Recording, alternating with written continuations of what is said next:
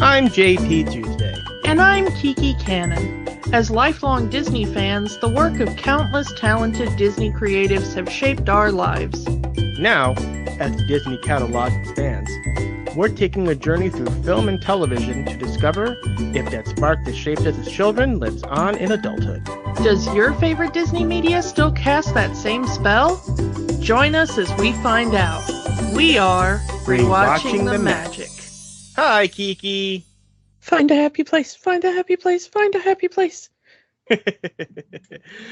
It's Shark Week. Ooh ha ha. So we are doing a fish-related movie. There are sharks in this movie.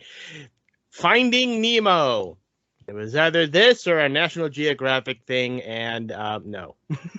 Yeah. Stop trying to make National Geographic happen. National Geographic has their own rip-off Shark Week called Shark Fest. Realize that this is a Disney podcast and National Geographic is owned by Disney now, but Shark Week is Discovery, who now owns Warner Brothers. Corporations buying corporations. Soon everything will be Taco Bell. Yeah.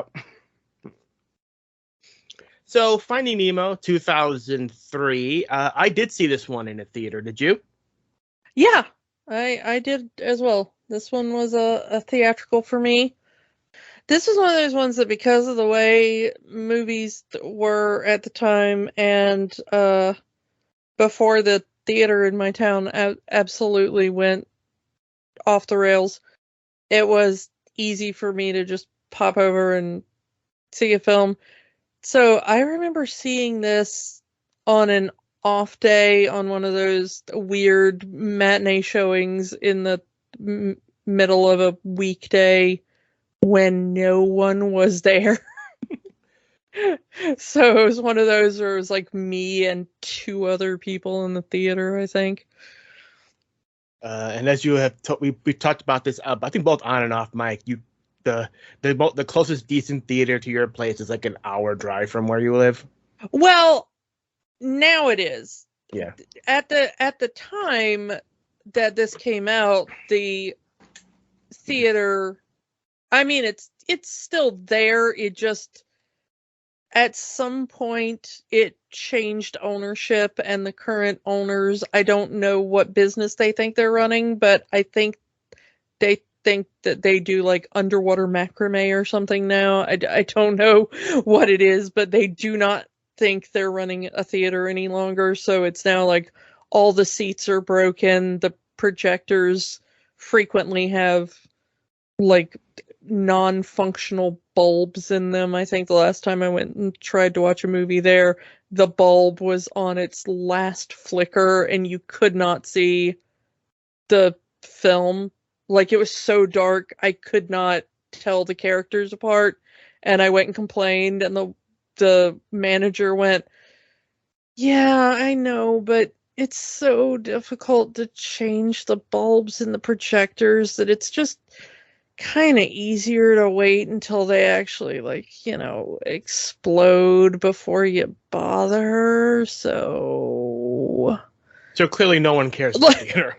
Like, nobody is interested in the business they run anymore. So it's just easier to drive an hour anymore.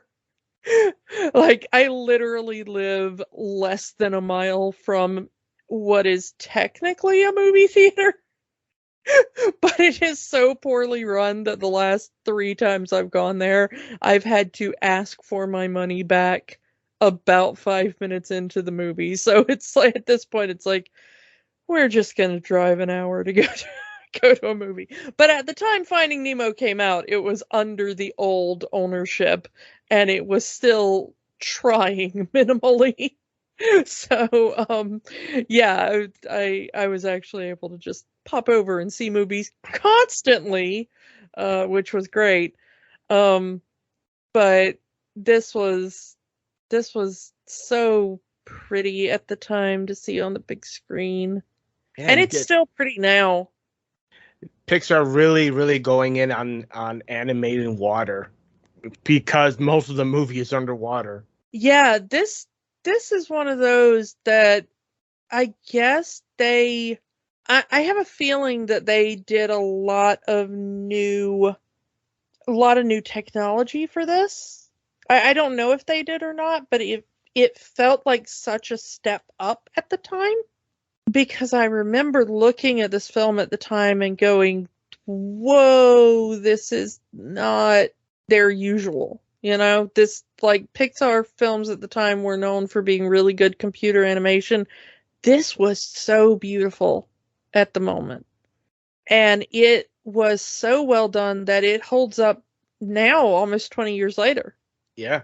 I mean, this movie's going to be 20 years old next year.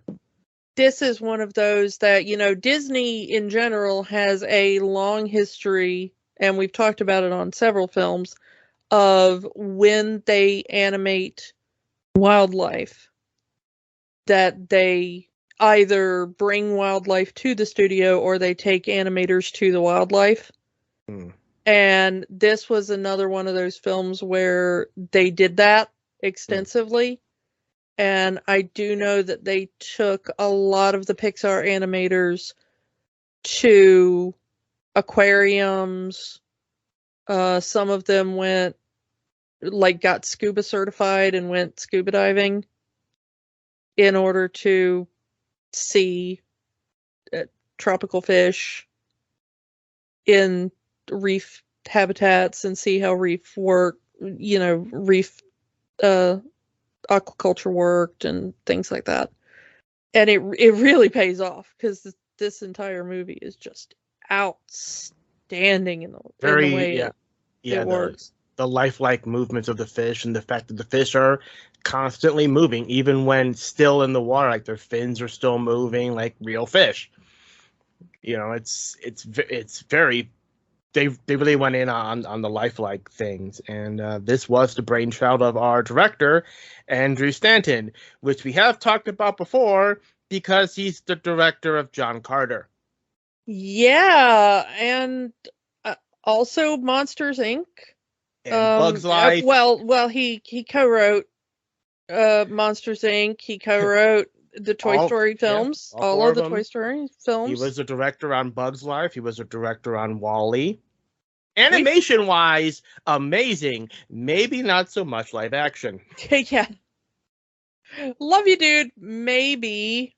However, though, maybe just not live action for feature films, because he's directed some really good episodes of live action television. Because he's done some stuff for Stranger Things. He's done Better Call Saul. He's done Legion. So there's your Marvel connection there, which are all excellent television shows. So, I just, we talked in depth about all of the things that went wrong with John Carter. So maybe that was just possibly a cursed film that no one can make work. So the man's got talent in other areas, so I don't want to knock him too much. So yeah, this was his idea. He says he based it on him as a child going to the dentist that had a fish tank, and he would always fantasize that the fish came from the ocean and whatnot. And it's also partially based off him realizing how his overparenting of his young son and how it was damaging their relationship, and all of that combines into this movie. And nothing better to make your movie than real life experience, I suppose. Well, there's that old adage about write what you know. So yeah, I guess trauma from the dentist and trauma from parenting, I guess. Yeah. And this was the highest grossing animated film of 2003, and one of the big movies of 2003, and with good reason, because like we said, this is a movie that really holds up. It's animation wise, and was the first Pixar movie to ever win the Best Animated Feature Oscar. The only other movie that made more money than Finding Nemo was Lord of the Rings: The Return of the King, which was also up for Oscars that year, just in a different category. Yeah. So let's get into who's in this movie. Uh, let's start with our main character, Marlin the clownfish, the legendary Albert Brooks. Not his first time in voiceover, of course. Our generation will really remember him as Hank Scorpio from The Simpsons.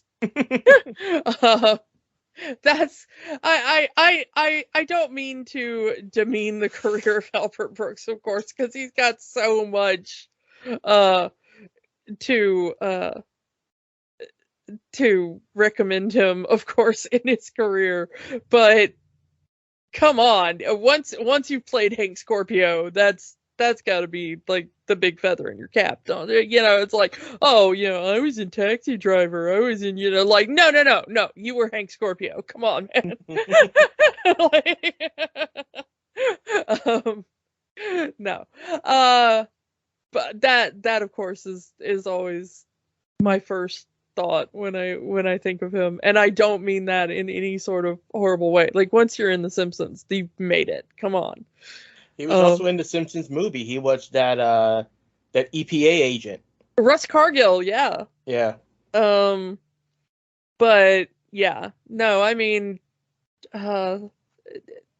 sorry, it's just we've talked before, of course, how much Simpsons is like the linchpin of our lives, Yeah. So immediately it's like that's what I'm always going to think of Albert Brooks as. It's like, oh, you're Hank Scorpio with the flamethrower laughing as your entire empire falls around you. It's like, there is not a more iconic moment to me. Immediately the breakout character of the movie, you got to go with Ellen DeGeneres' Dory. Yeah. Ellen DeGeneres. If you don't know who Ellen DeGeneres is, I don't know what to tell you. A legendary stand-up comedian, had her own TV show, had her own talk show. Yeah, which is just finally coming to a close this year. I mean, that talk show, it's hard for us to remember because her talk show just seems like it's been around forever and ever and ever. But her talk show started the same year that Finding Nemo came out. If you're just a little bit younger than us, you probably don't remember her sitcom, Ellen, or her earlier stand-up.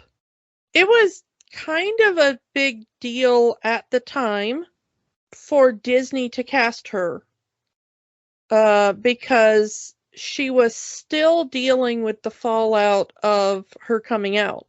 We don't remember, it's kind of been wiped away from the consciousness, because now it's like she had that time of like, oh, she's the very uncontroversial and everybody loves her kind of Ellen.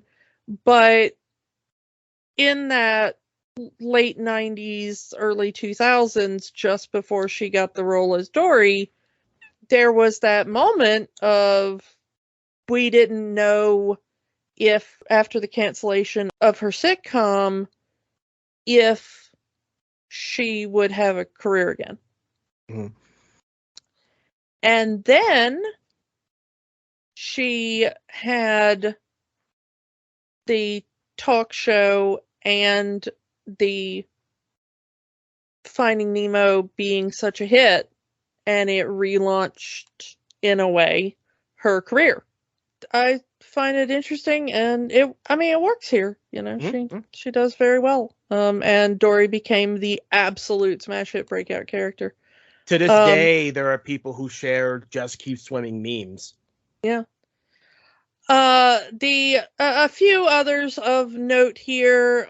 Some of them we've talked about before. Willem Dafoe as Gil from the tank that Nemo gets put in. Brad Garrett we've talked about before, who's also in the tank. Legendary Allison Janney as the sea star starfish, and Stephen Root, who, man, I love Stephen Root. In the aquarium, he's the My bubbles. the bubbles. We get Jeffrey Rush as the pelican that helps him out. They pulled out a lot of Australian actors because it's an Australian Australian setting in the Great Barrier Reef. Andrew Stanton makes his appearance as Crush. He's the voice of Crush. Elizabeth Perkins shows up for just that little bit at the beginning as Nemo's mom. And you may remember her as Wilma Flintstone in the 90s Flintstone live-action movies. One of the ones I had forgotten who had done the voice was, we're doing this for the Shark Week joke, but Bruce, our main shark here, is voiced by Barry Humphries, speaking of Australian actors, who is better known as Dame Edna, the legendary drag queen character. And I had forgotten about that. He's using his own voice. I mean, his normal voice here, not the Dame Edna voice. But I had forgotten that's him playing Bruce. And I love the wordplay of a shark named Bruce. All sharks are named Bruce. Well, the other ones have gone off script. All sharks are always and forever named Bruce. If you watched, if you're a Jaws fan, that's what they named the animatronic. Yeah. Named after Spielberg's lawyer at the time. May still be Spielberg's lawyer. I don't know. He had a very long relationship with Spielberg, but very at the time when they showed Spielberg the animatronic for the first time, he jokingly said, "Hey, it looks like my lawyer. Hey, Bruce, what's up?" And from that moment on, it just became the joke that was what the animatronic was named, and it became a running joke among film fans back in the day when you couldn't just Google every tiny little thing. Film nerds would always just joke, and they would put in references to that when sharks appeared in other movies. And so the joke in Hollywood would be like, well, if you've got a shark in your movie, you name it Bruce. And so the joke in Hollywood became all sharks are named Bruce. Since this is a Pixar movie, we got their good luck charm. John Ratzenberger plays the School of Moonfish. Yeah, that's always fun. Speaking of sharks, we get Eric Bana, the worst Hulk, as the hammerhead shark in our shark group. Sorry, dude, nothing against you, but just that's the way the cookie crumbles on that one. But yeah, and then of course we get the 7-year-old at the time, Alexander Gold, as the voice of Nemo. It was, at least the kid could act. I mean, casting a child to play a child in an animated anything is a crapshoot. I mean, like watching like Charlie Brown cartoons where they insist on all the kids being voiced by kids. Some specials you get really good acting. Some specials you kind of don't. Yeah, the ones where you get the really bad acting, though, I will tell you kind of it's not really a secret because I think it's one of those things that a lot of people know now. Apparently the ones where you get the really bad acting where it's like, wow, I didn't know that. Come on, Snoopy, It's apparently the director was just not letting the children just say their lines like children. He was telling them, like, okay, kids, say your lines like this, and would tell them exactly how to say their lines, and they were just mimicking the director, and he was just a really awful director and an even worse actor. And that's why those really bad Charlie Brown specials are that way, is because he didn't trust the kids to actually just, either act or just be kids. And so that's the reason why they sound very bizarre and almost robotic. Yeah. Gold would come back to Disney a bit. He would voice Bambi in Bambi 2, the direct-to-video sequel. Yeah. And he's gone on to be continue his acting career. He was later in Weeds and all that as well. So, yeah. All right. So let's get into our story. Marlin and Coral, two clownfish, starting their family of a bunch of baby fish eggs. Is so cute. It's a very cute newlywed kind of intro between Marlin and Coral. Yeah, you can tell they've just moved into their first house. They're starting their family. Do we need a house this big? Yeah, look how many kids we're gonna have. They need the space, He Marlin goes on and say, hey, what happened? Imagine one day the kids wake up and they see the ocean. They see a whale right by their house. It's going to be awesome. And you can tell that Marlin is, he's not the most adventurous, but he's also not terrified.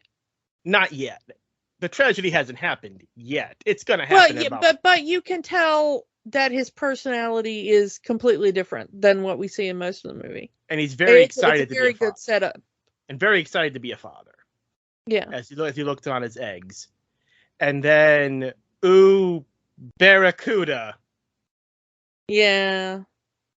So the question remains, if Coral had stayed put, would the Barracuda have gone after the eggs? We don't know. Well, it's just mother's instinct, protect the kids. I get that. I'm not even sure it's one of those there's blame to be had. It's just one of those tragic sort of things. Yeah. Because you kind of do need, in order for Marlin to become the character he needs to be in the story and eventually goes through his character arc, this tragedy kind of needs to happen, unfortunately. I'm not sure that I'm with you. Once again, this is kind of a, it's the same thing that a lot of these Disney movies have, and we've talked about it before, Dead parents. But and specifically with the let's do violence to a woman so a man can have a plot, which continues to, go back to listen to our Thor: Love and Thunder discussion to understand what she was talking about. Yeah. Well, it's not even that. It's just that it's so, go back and listen to our Spider-Man No Way Home discussion. Go back to listen to our many, many classic Disney movie discussions. Go back and listen to, there's a reason why the term fridging is a trope, but there's not a similar term that deals with the same thing, but for a man. There may be one, but I am not immediately familiar with it.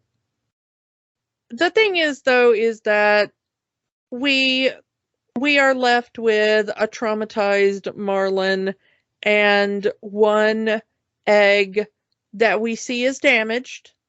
Yeah, a lot of people missed this the first go around with the movie. Maybe when they saw it in the theaters or when they saw it on DVD or home video, the picture wasn't really clear. But like when Disney Plus launched and people were watching Finding Nemo, I saw so many posts like they never noticed that the egg was cracked. This was one of those things that I caught in the theater the first time. I don't know why. I guess it was just I happened to be looking at the right time. I don't know. The camera does kind of linger though. Yeah. The way he kind of, caresses the egg, and that I'll take care of you, and it is kind of a lingering shot, but and we discover that Nemo, I do like the way that he gets the name, because Marlin talks about, we're gonna name this half Marlin Jr. and that half Coral Jr. and Coral says, I'd like the name Nemo. And so he names the one remaining egg Nemo. Yeah. But due to that damage to the egg, Nemo does have a small fin on one side. Lucky Finn. Marlin has now become traumatized and overprotective. You see that he does a lot of rituals about go out, come back in, go out, come back in, check to make sure nobody's got, do you want to go to school yet? Do you want to delay another couple of years? Do you want to, Yeah. You do see that it's not just with Nemo, because when they show up to school and he's talking to the other parents say like, oh, look who's out of the anemone. It's Marlin doesn't go out either. But yeah, ever since that Barracuda attack, he is completely traumatized. He very rarely leaves. It completely changes his personality completely. And I mean, it's not an unfair depiction of trauma. It's not, which I don't mind the portrayal. It's never making fun of Marlin and what he's been through. You always understand, even though you understand Nemo as well. Dad, he's a kid. He wants to be hovering, a kid. Yeah. Go. So you can see how both of them view the situation, but it's very fascinating, the dynamic and the way that the other fish in the area view Marlin. One thing I did like is that the kids never make fun of Nemo for his fin. Like, you'd think that they would put that in here, because kids are mean and whatnot. But once, they ask about it, obviously, but they don't make fun of him for it. Because, we have the one squid who has a smaller tentacle than the others. We have a seahorse that's allergic to water. And the other one, and I'm annoying. Yeah. But they also don't really, they're not really bullies in that sense either. They have the little joke about, oh, you guys made me ink and all that kind of stuff, but it's not really done in a bullying kind of way. It's kind of fascinating, because you do have that whole moment with the school, and you could put in jokes there about the traditional bullies, and Nemo maybe not trying to fit in. Being bullied to fit in. But except for the thing where they say he's scared of the boat, it's not said in a bullying way. They were actually trying to stand up for him. They were trying to make sure he didn't get in trouble with his dad. Yeah. Like, no, Nemo wasn't going to swim out in the water. He was too scared. And that sets Nemo off, but it wasn't said in a bullying way. It was said in like a, don't worry, Mr. Marlin. Nemo wasn't ever in any danger. He was too scared anyway. Yeah. Which I found an interesting kind of reversal of the typical trope you would find in the movie, because normally it would be like they would have come up and it would have been like, oh yeah, we just absolutely bullied Nemo until he went out into the water. Scaredy catfish. You can't go out there. It would have been that scene in a different movie, and I'm kind of glad it didn't, because it showed that even though he was sheltered and a little bit nervous, Nemo was always brave. Yeah. It may have been to spite his father a little bit, but he was always had that in him.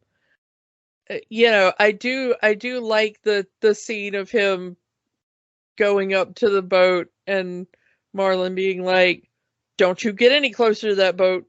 Don't you touch that boat." And Nemo just defiantly putting his fin up there and being like, "Touch." And I get Nemo, like I said, he's been sheltered his whole life. He wants to get out there. He wants to explore the world. And from Marlin, you can understand. Again, we saw what happened. So Marlin is very protective of his son. He doesn't want to lose his son like he lost his wife and like he lost his other children. So you can kind of understand both of them. And what's going on here is, anger. In a way, it's anger on both ends because, Nemo is angry that Marlin is always hovering, so he's going to be defiant. Marlin is kind of angry because Nemo's not listening to him. The fascinating thing about this dynamic is, in the end, it's Marlin that pushes Nemo to do it more than the kids. In a less competent movie, it would have been like, oh, the kids bully Nemo and Nemo goes off and does it. But this movie is so savvy in the way it does it that it's Marlin that actually ends up pushing Nemo to it. That almost bullies Nemo in a way. It's not really bullying, I guess, but it's that if Marlin had just chilled out, taken a breath, and let the day unfold, it would have been Nemo goes out with the school. He sits there at the edge of the drop-off. He sees the boat. Maybe the divers would have come near, but he would have stayed near Mr. Ray. Mm-hmm. Because Mr. Ray got all the rest of the school to safety. The diver that came near Marlin near the drop-off just took pictures. Yeah. Didn't capture any fish. Yeah. Go ahead. If Marlin hadn't have been there, mm-hmm. To kind of provoke Nemo, this movie wouldn't have happened. This entire movie wouldn't have happened. It would have been like, we went to the drop-off, there was a bright flash of light, it was kind of weird, but Mr. Ray kept us all safe. And maybe Marlin would have had a freak out, and maybe he would have been like, okay, no more school for you for the next year or whatever. But then, you're right. The entire movie would have happened, Yeah. If it's Marlin attempting to keep control of Nemo and having his freak out that causes this entire thing. I find the dentist's words very fascinating. When he talks about it later, we overhear him talking about Nemo. And somebody says, like, oh, look, you got a new fish for the tank. And he's like, yeah, I found him out in the ocean. He was struggling to survive, poor thing. I saved him. Which, of course, is not at all what was happening. You kidnapped the poor thing away from his father. Yeah. And I think that's such a fascinating way of showing humanity's hubris in a way. Yeah, so this dentist went on to scuba dive into the ocean for the purposes of getting a birthday present for his niece. I'm not sure if that was his intention or it was just a moment of like, oh, he had a bag. He had a bag. Well, he did, and they say that he also caught Gil that same way. But Gil was also injured. So I think that it's one of those things of he goes out scuba diving and probably like the other guy, he just looks at fish and maybe takes pictures. But then sometimes he'll see like an injured fish and he'll go like, oh no, this poor fish, it can't possibly live alone in the horrific open ocean. You think that Mr. P. Sherman here just saw the bad fin and thought the fish was injured? Yeah. I think that that's what he saw. Is he saw like, oh, look, it's a damaged fish. It can't possibly survive on its own in cruel, cruel nature. I will take it back to the tank and give it to my absolute crazy niece. You know? Well, I take the picture with the niece with the dead fish. I mean, I know why from my story perspective.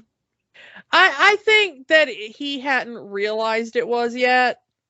Like, she was probably mid-shake and he was like, picture time, and she stopped just long enough to smile, and he hadn't realized that it was dead yet.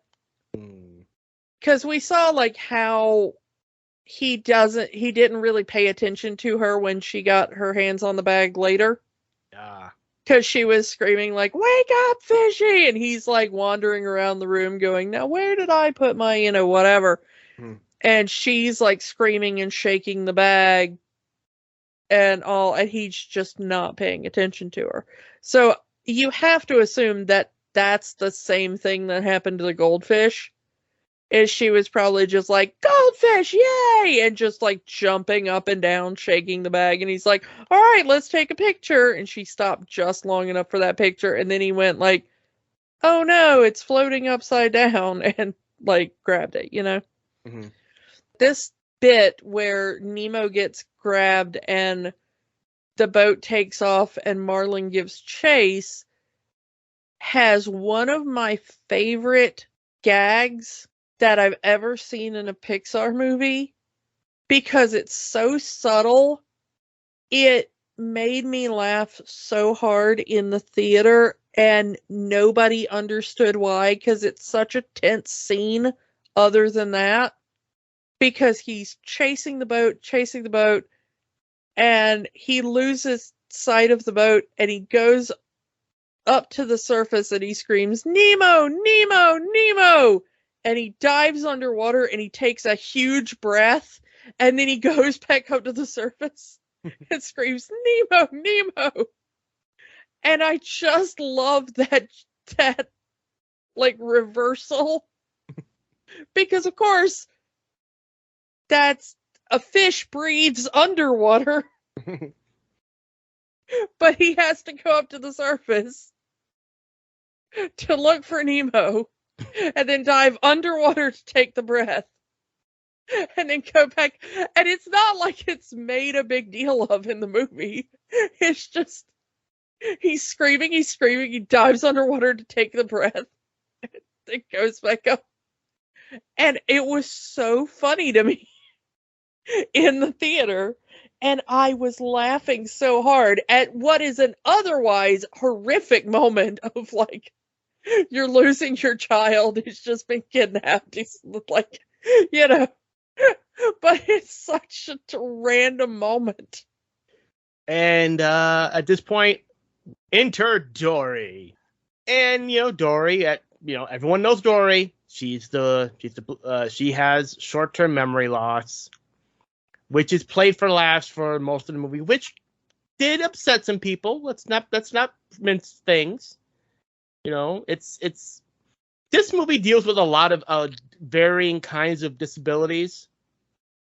One of them being short-term memory loss, but the Dory's short-term memory loss is played up for laughs, and you can understand why some people might be upset about that. Yeah, it is kind of fascinating that they went that direction at first, but it's only at first when you don't realize what's wrong with her and you're seeing it more from Marlin's perspective, because of course the entire movie is more Marlin's perspective.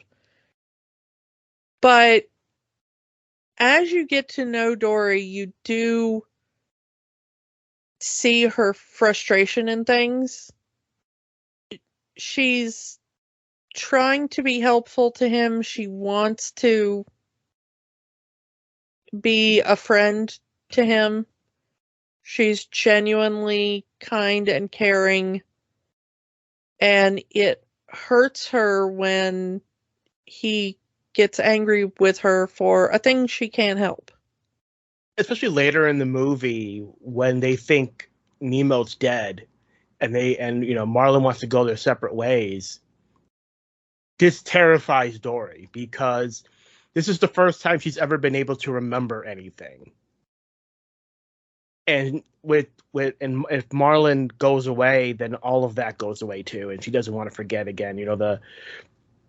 That whole speech that Dory does, when I'm with you, I'm home, is one of the most used lines I've seen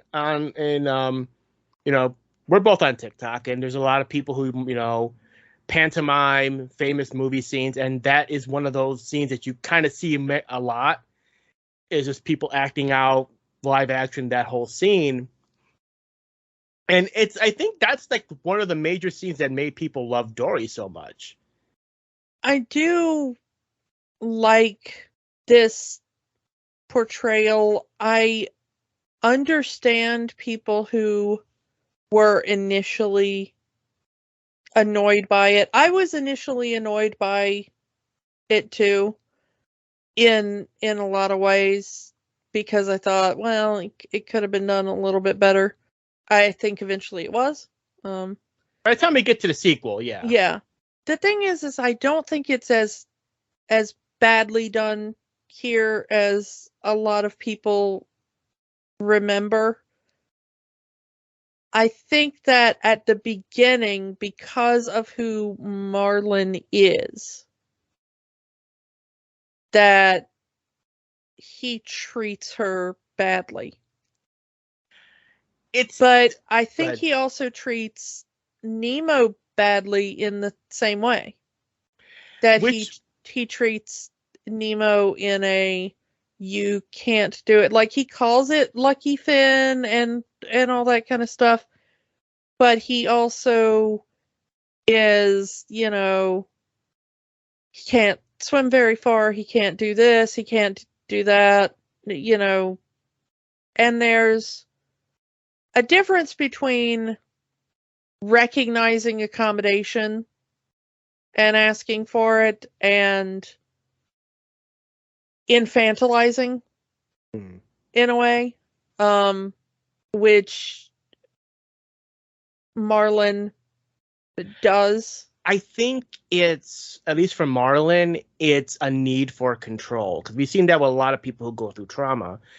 Marlon was in a situation that he couldn't control, and he doesn't really want to be put in a situation he can't control.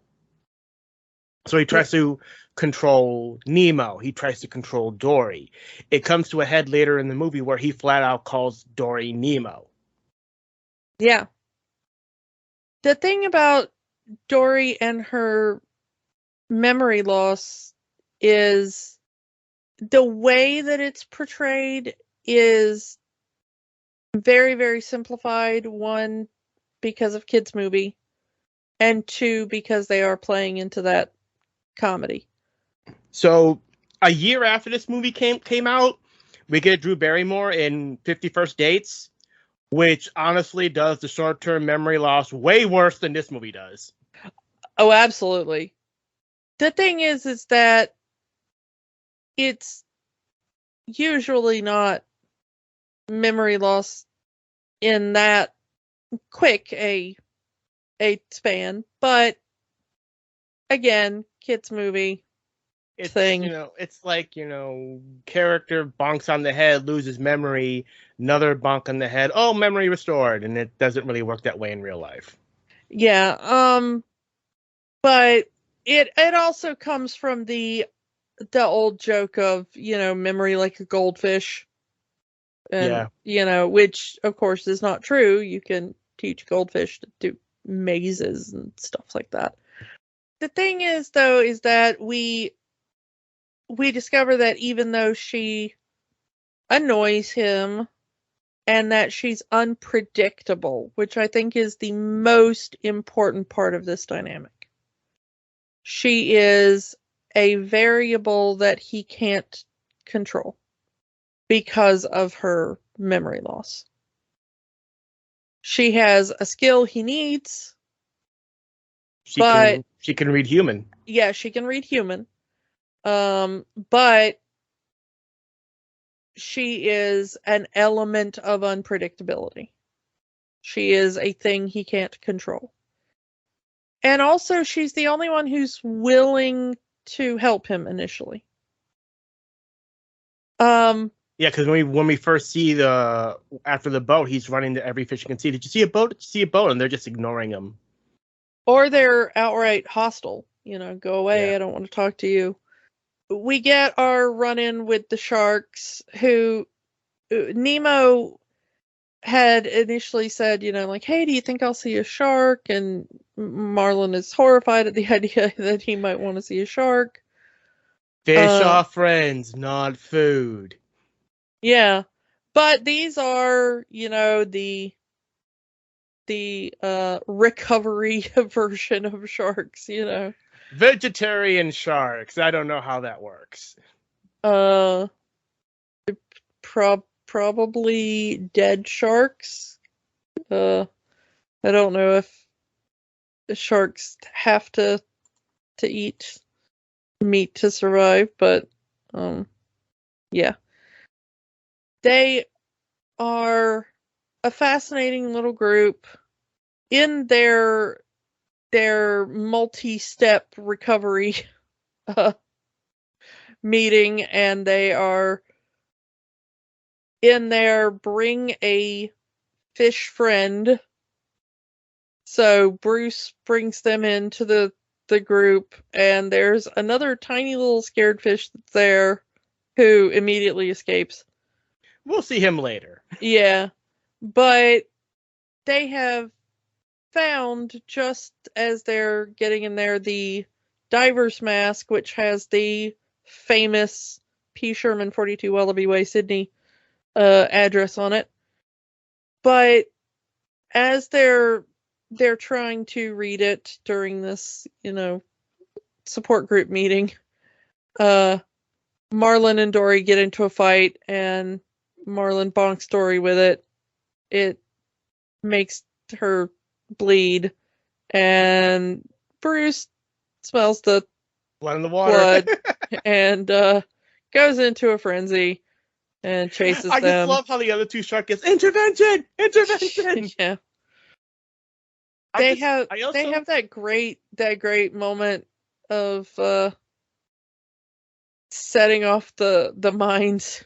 Yeah, the shark's lair is a underwater naval site, because there's bombs, there's missiles, there's a it's sunken... left over from World War II. It's a Pacific Theater naval site. They appear to be in a sunken submarine, and one of the unused missiles gets loose from the firing chamber and sets off some underwater mines that are there. And it leads to a fart joke. And it leads to a fart joke, which is kind of, I don't know. That joke never hit for me. I don't know why. It always felt kind of cheap. But, whatever. I think the Brad Garrett belch joke, get as dirty as you can, hit better later in the movie. Yeah. A little bit, but the getting away with the mask and leaving the sharks behind and everything, but then eventually ending up with the anglerfish in the deep in the darkest trench. Yeah. Is rather fascinating, because I love Dory trying to read the back of the mask and being like, can you hold the light there? Marlin's trying not to get eaten. And it's done on purpose, but I do love how everything that Nemo had says at the beginning of the movie, like sea turtles and sharks and all that Marlin just interacts with all of them. Yeah, it's a nice little bit of foreshadowing if you pay attention at the beginning of the movie, because everything that Nemo wants to see in the ocean does come back at some point during Marlin's journey. But we have the bit where Dory finally memorizes something and it sticks in her memory. Yeah, she remembers the address, and it's the first time she's ever remembered. And this, I remembered something. And Yeah. This is why, later on, why it's so important for her to remember something, because she kind of sees Marlin as the key to remembering something. Let's check out what's going on with our fish tank crew here. Nemo is put in the tank. They explain the situation to him. They give him the initiation as being part of the crew with the Ring of Fire, shark bait, ooh ha ha. Yeah. Oh, Deb and Flo. Hi, it's my sister Flo. Another one of those clips that kind of always shows up from the movie, and people, pantomiming that scene with a mirror. But yeah, the point is that they realize that Nemo is going to be the present for Dr. Sherman. He's a dentist. Dr. Sherman's niece, and she kills fish. That's how they know her. She's the fish killer. So they're starting this plan to get Nemo out of the tank to make sure he doesn't die. Yeah, and we see that, of course, Gil is also from the ocean. He also has a injured fin, much like Nemo, and he takes on Nemo as, he's sort of a mentor to Nemo, a surrogate father figure in the tank. You can be forgiven for thinking he's kind of a villain at first because Willem Dafoe. But when Nemo gets sucked up into the intake and he's screaming for help, and they're all like, help him, and Gil's like, no, don't help him. But then he teaches Nemo how to get out on his own, stay calm, move back and forth side to side. And Nemo's saying, I can't do it because I've got the tiny fin. And he's like, well, it never stopped me, Mm-hmm. He turns into a real, hero in the tank there. He's the anti-Marlin. Because Marlin is all keep it safe. I'm going to help you. You can't do this on your own. While Gil is, you can do this on your own. All you have to do is be calm, and you can get out of this situation. Yeah, be calm, be brave. It's a reversal of what we kind of skipped over it, but at the beginning of the movie, Nemo gets stuck in part of the coral outside of the anemone, and Marlin says, you can't get out by yourself. Let me help you. And we get the flip here with Gil telling him, yes, you can get out by yourself. You can do this. Yeah. And in fact, he even starts to talk Nemo through helping with his own rescue plan. Yeah, to take out the filter. The filter, yeah. Yeah. So many of the fish in the tank are also traumatized in kind of similar ways to Marlin.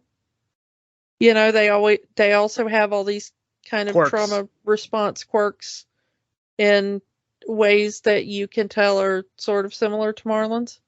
One's a neat freak. One is just constantly looking at, it's a starfish is always looking outside. Yeah, the one that's always trying to get, Bubbles is always trying to get the bubbles. Bubbles, mine. And Deb believes that she has a twin sister through the reflection. Yeah. So yeah, there's a lot of that in this movie that I had forgotten. That there's like quirks and trauma responses, and they're, trapped in the tiny tank. Most of them, I mean, we hear that, with the exception of Gil and Nemo, all of them come from pet stores. None of them have ever known what the ocean is like.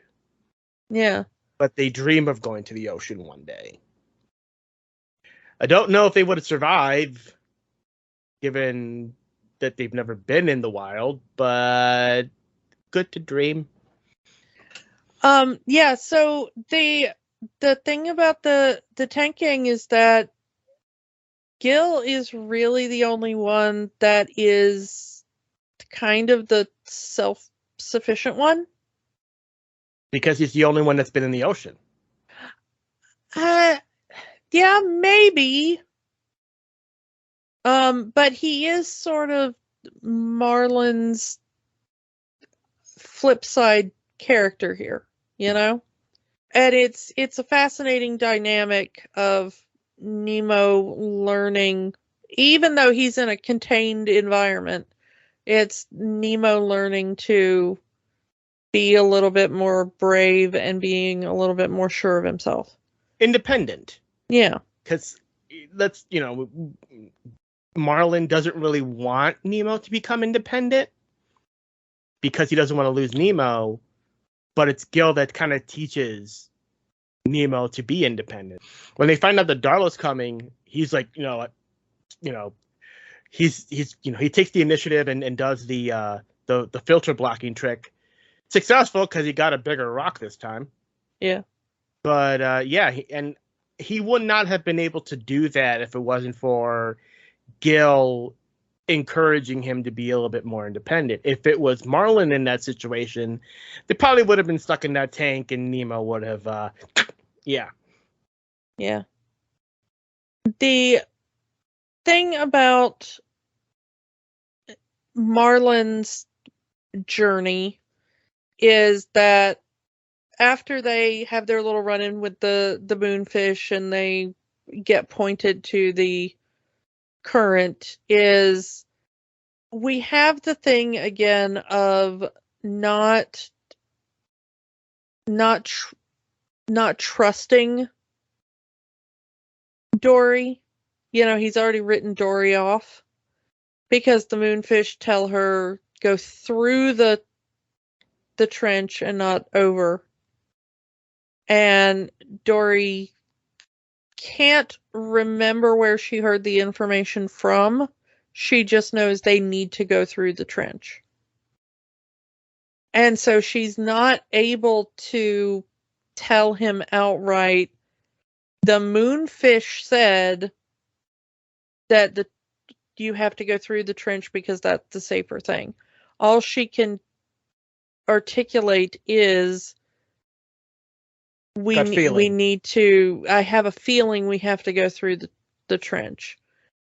So Marlin goes, are you kidding? No. I know better. We're going over.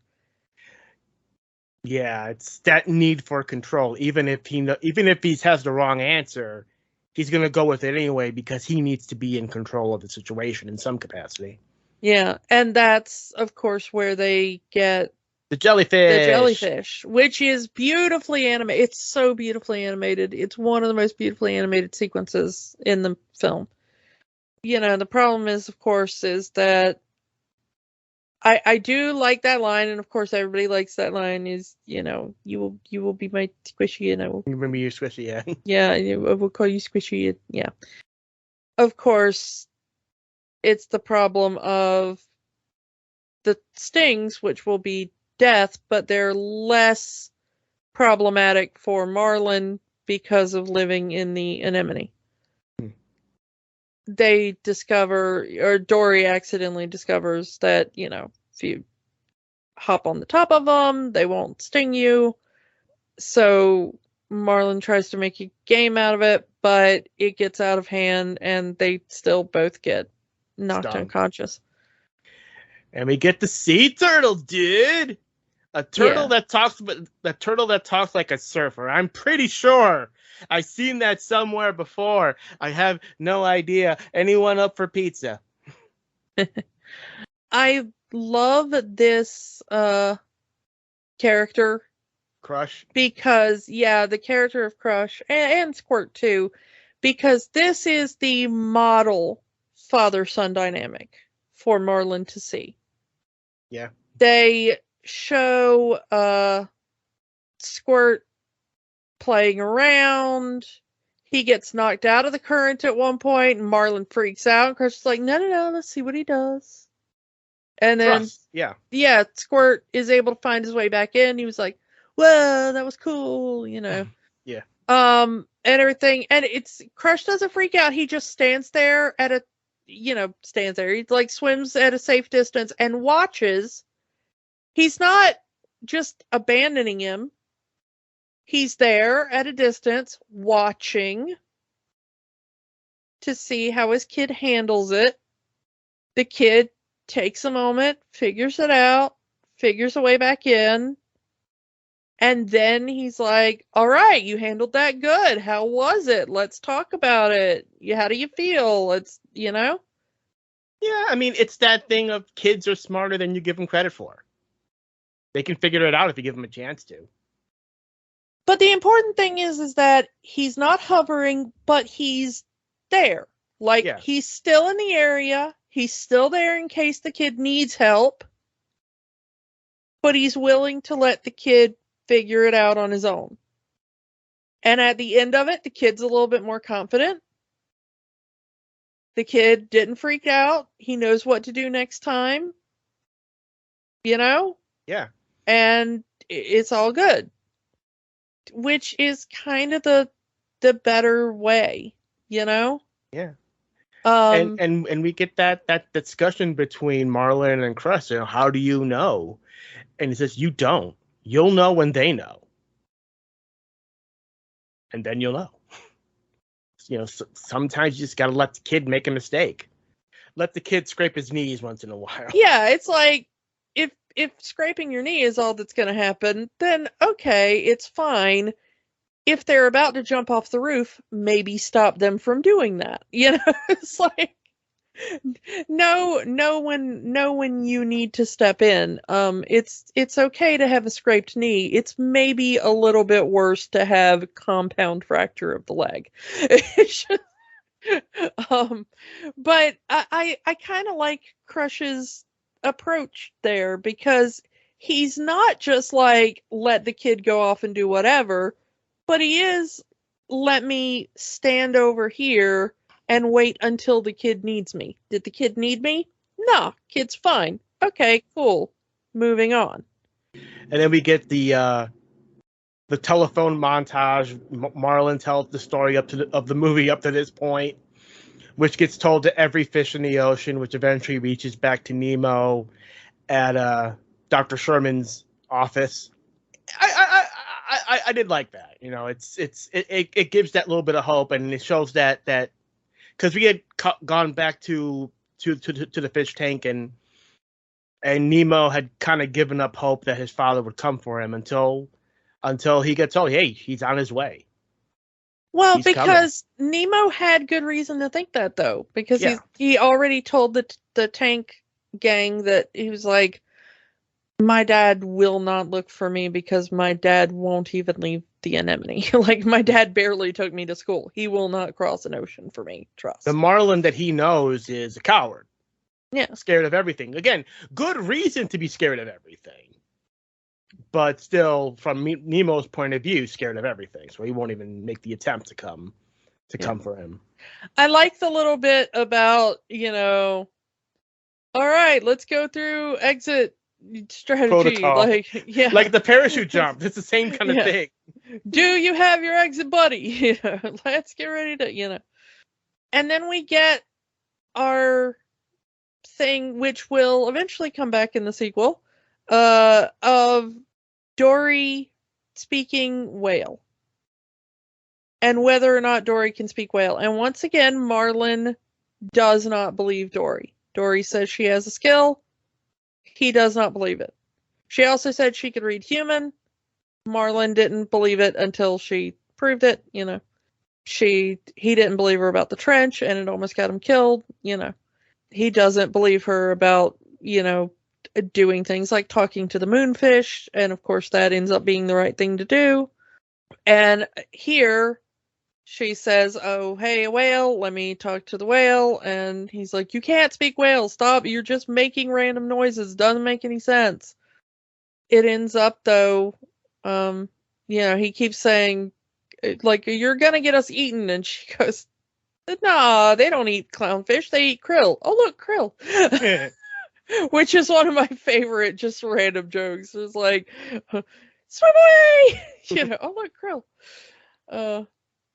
But, and this is the scene you were talking about where he starts screaming, like, how do you know it's not gonna go badly? And she goes, I don't. And he's like, you can't do this. You're not ready, Nemo. And calls her Nemo. And then he realizes.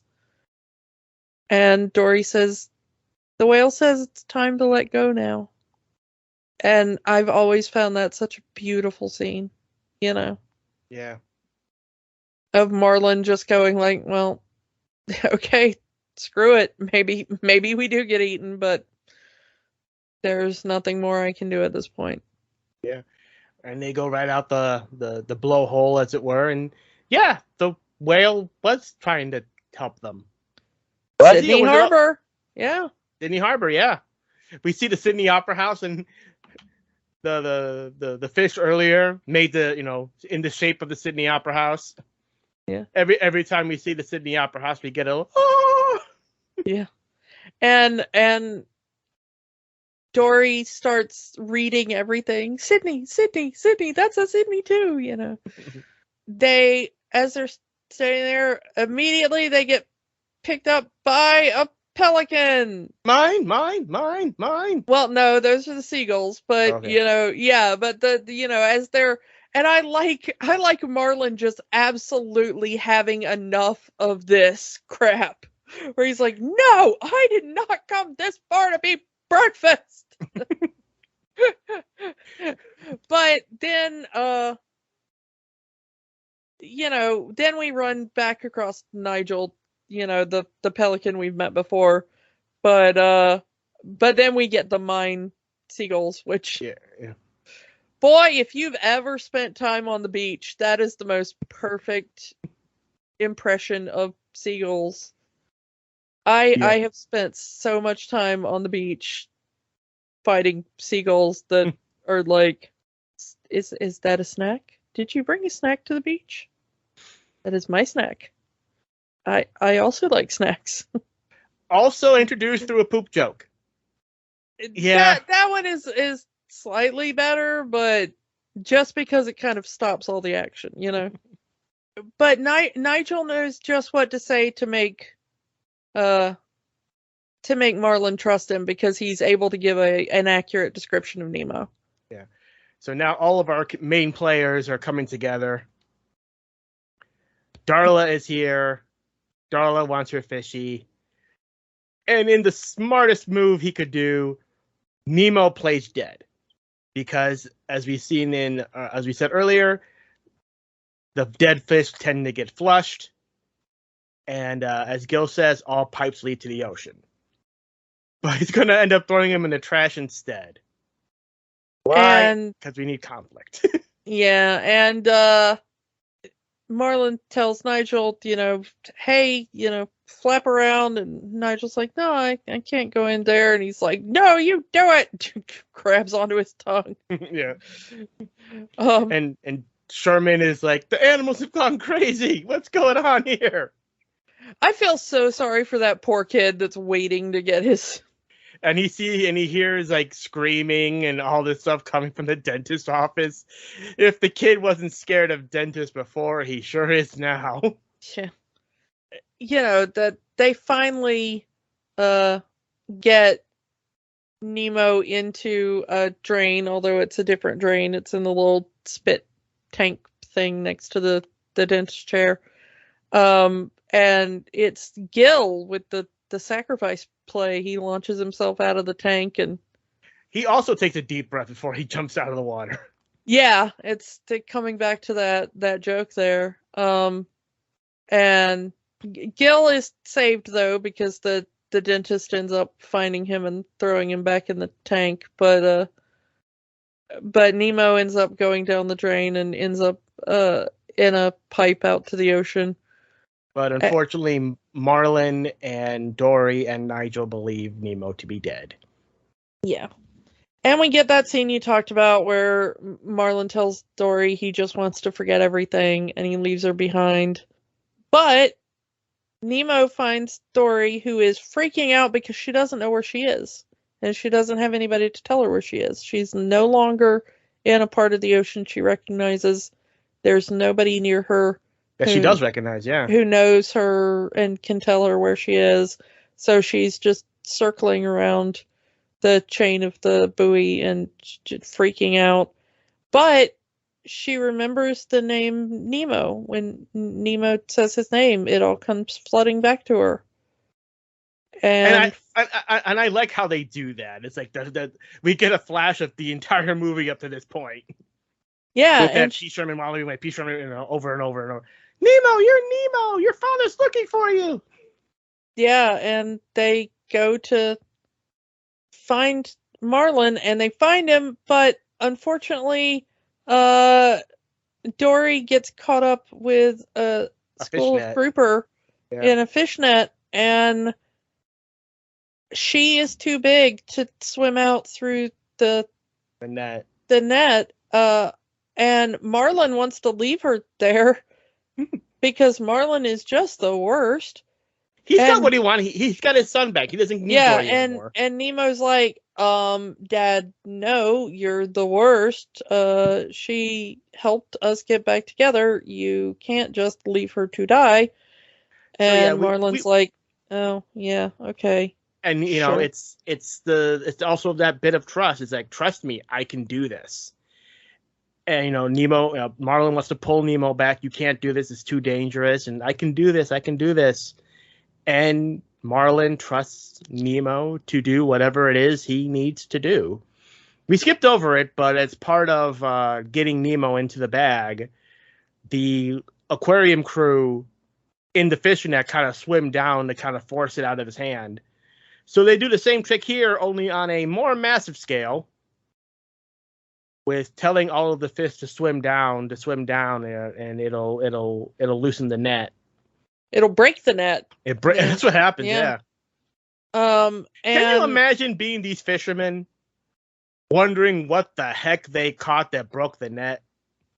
Yeah, that's gonna be an urban legend. It's like, you'll never believe what we almost caught off the coast of Sydney. You know, it's like they are able to free the grouper, and therefore Dory and Nemo almost dies a second time. Almost dies a second time because the net falls on him. It squishes him.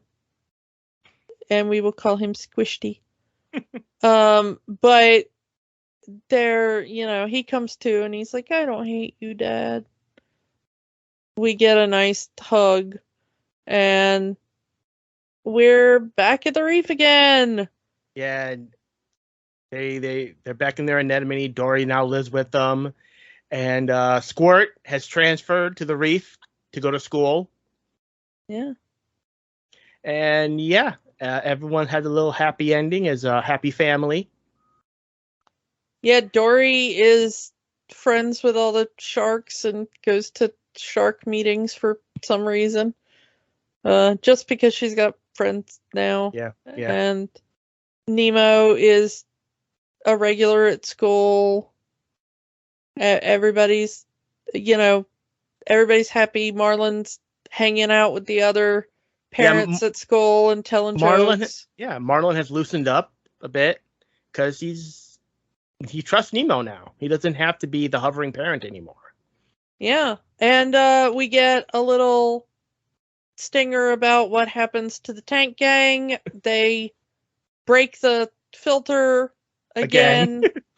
And they're all put in bags and they roll right out the window and across the street and into the water, and now they're floating in bags and they're like, what now?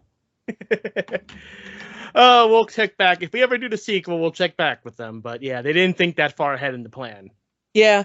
The other thing is that they there is one other tiny little after credits stinger where we see that terrified little fish from the shark group that ends up escaping as he runs into the anglerfish and eats the anglerfish.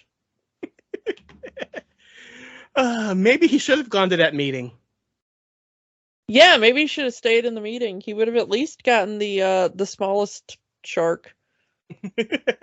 Maybe. Yeah. Oh yeah, post-credit scenes. They're not just for Marvel.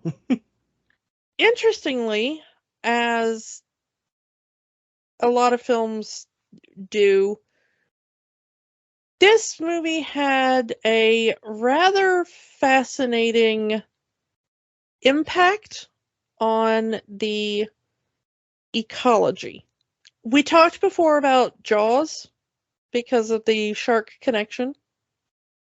When the book Jaws, and especially the movie Jaws, came out, it had a massive impact on the shark population because of the way people saw sharks and people being terrified of sharks and the perception of sharks. And in a similar way, we talked about when we did 101 Dalmatians, we talked about how whenever those movies come out, the number of people who try to buy Dalmatians goes up, and then it ends up flooding animal shelters after that with people who discover that a Dalmatian is not for them.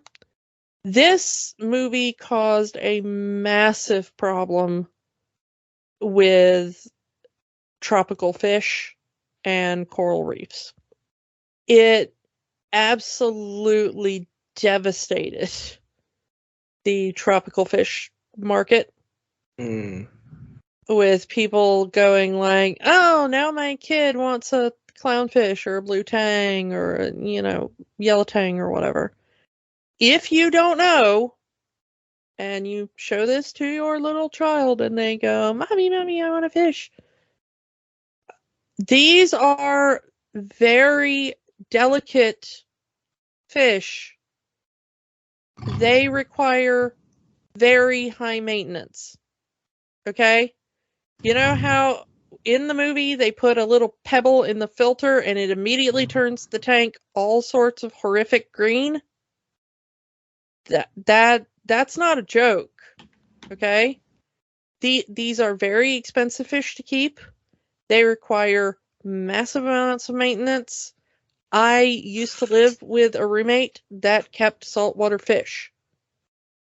My room was on the other side of a very thin wall from the roommate's massive fish tank.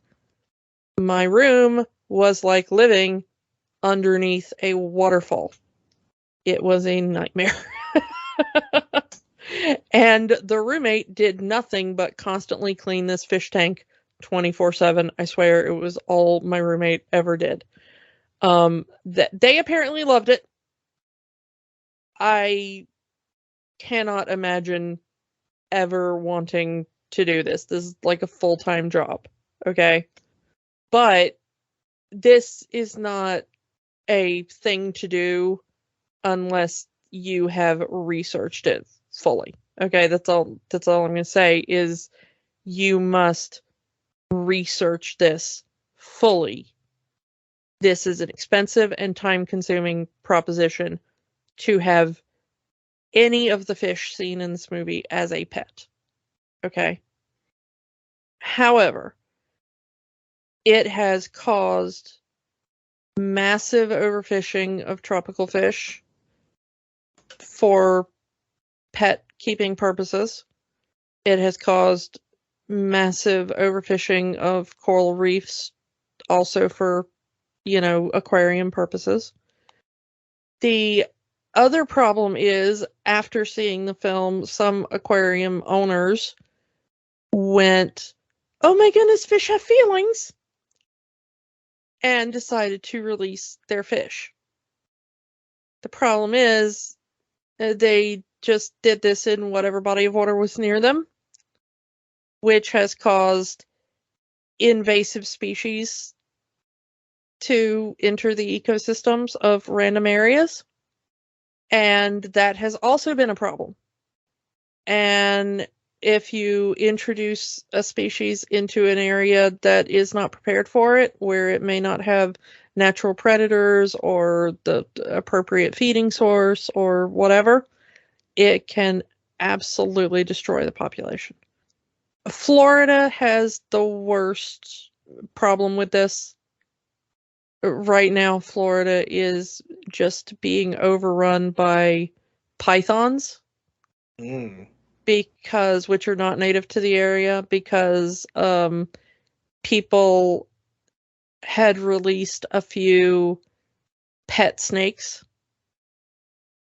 and they don't have natural predators in the area, and they can lay numerous amount of eggs, and a full-grown python, like a pet boa, that you would keep as a domesticated pet.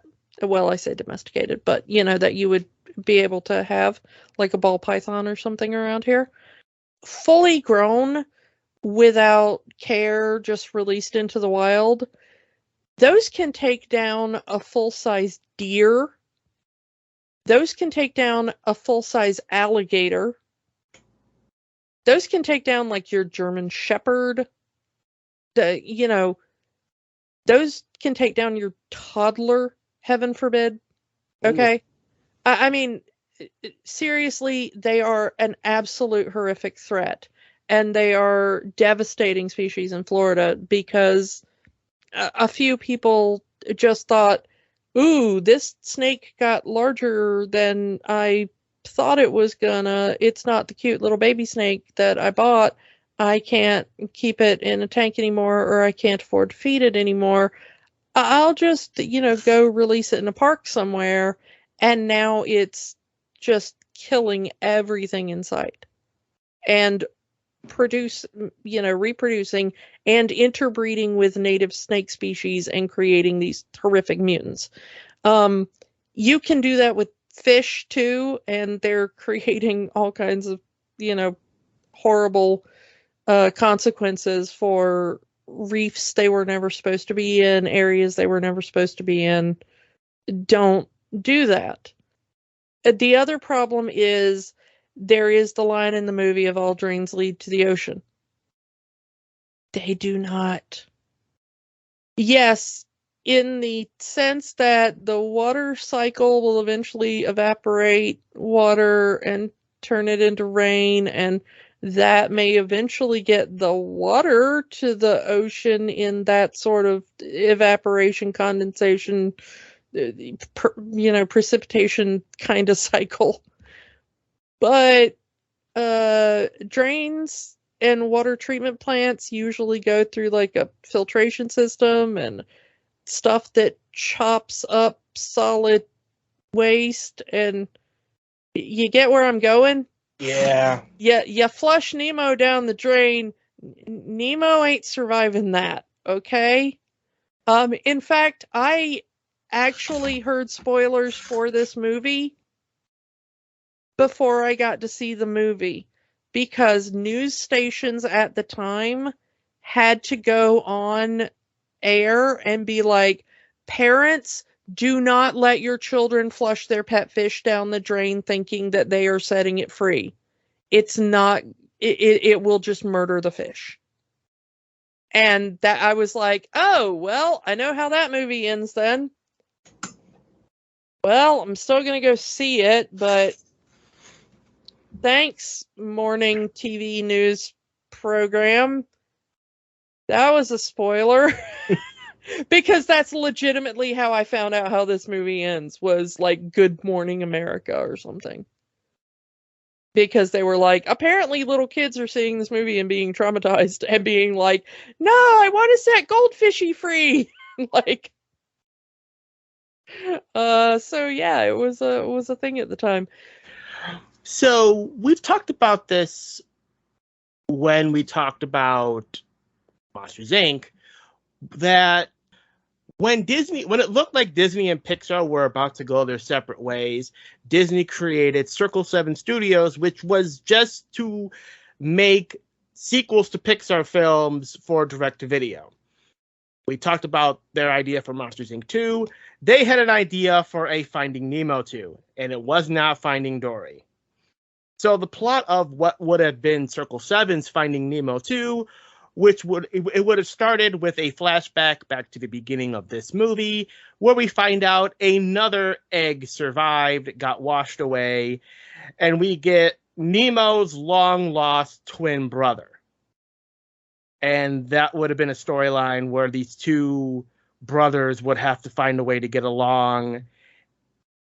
And somehow Marlin gets kidnapped and they have to find him. That's really all we know, because that's as far as the movie ever got before Disney just flat out bought Pixar and shut down Circle 7. And I'm kind of glad we never got that movie. Yeah, I don't know. I'm not a fan of like, oh look, it's your long lost brother, sister, whatever. I'm not like a huge fan of that plot. So I'm glad we didn't get that. So let's ask the question, does Finding Nemo have the magic, Kiki? I say yes. This is still a really enjoyable movie. I'm going to say yes as well. It still looks great 20 years later, especially the animation on that water. All of it. The way the story is, the animation, it still holds up. It's still good 20 years later. Yeah, this movie definitely has the magic.